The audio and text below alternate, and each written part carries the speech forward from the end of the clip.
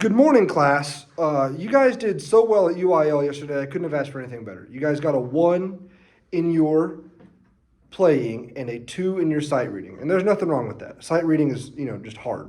I understand it. And I just want to say I'm really proud of you guys. So today, as a reward, we're not going to play all that much. We're going to kind of tie in some of what we learned into our English classes. And so, for example, I know in English you guys are going over poetry. And I wanted to connect the dots between poetry and rhythm and see if I could help you guys out, because I heard like the teacher's not explaining it right or something. So I'm here to try to alleviate some of that. First things first is there's this thing called I am.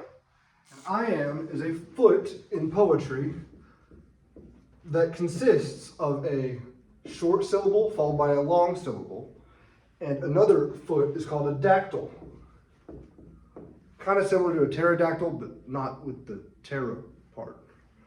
And that consists of a long syllable followed by 2 short syllables. So an example of an I am, which was popularized by William Shakespeare, was, "Shall I compare thee to a summer's day?" And an example of a dactyl is, "Actions speak louder than words."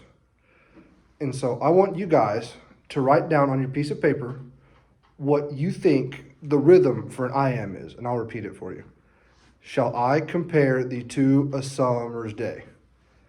I'll give you guys a few seconds so you can write it down, and then I'll call on one of you guys to come write your answer up on the board. Brian, would you please write down on the board what you thought an I am sounds like rhythmically?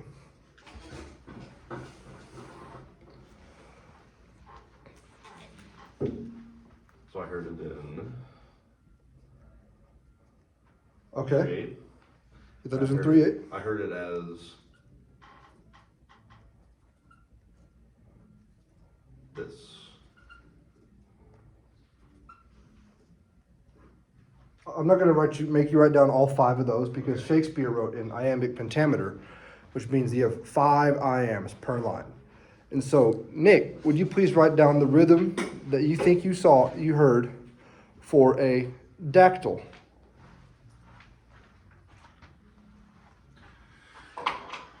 So this is what I heard.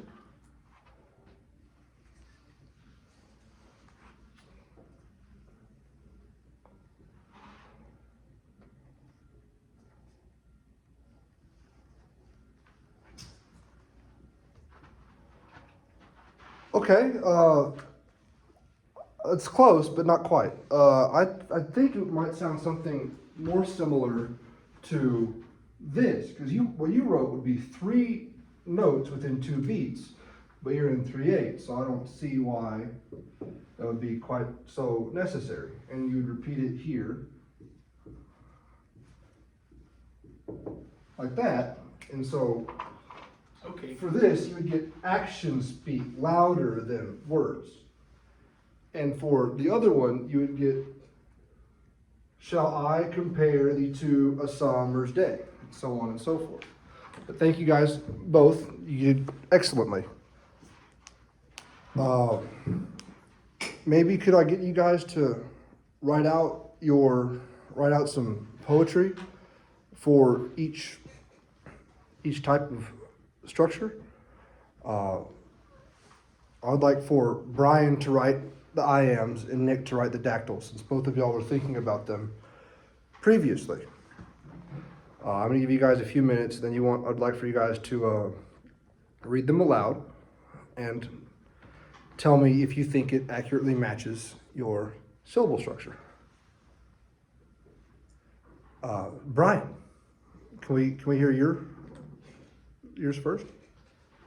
5 years have passed, 5 summers with the length.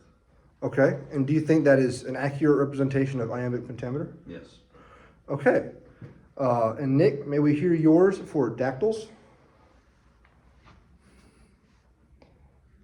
All in the valley of death rode the 600.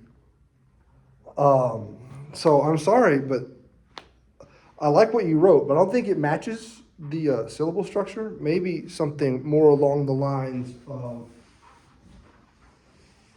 "All in the valley of death rode the 600. That wasn't quite right either, now was it? But the way it works is, you have to have the two short syllables after the long syllable. So for an example that you might hear in, growing up would have been hickory dickory dock. And that is a great example of a dactyl because it has the two followed by two after the one.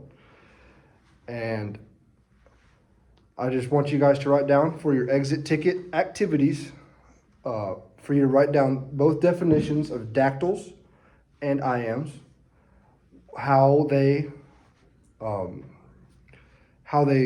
act rhythmically, and we're going to turn that in so I can grade them for next time. I know it's weird to have a paper assignment in a band class, but I figured it'd be nice to have a day off from playing and stressing about UIL.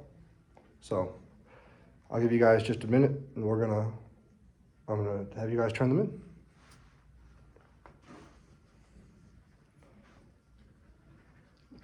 All right, Nick over here is working very diligently. I'm very proud of him. He's legible for once,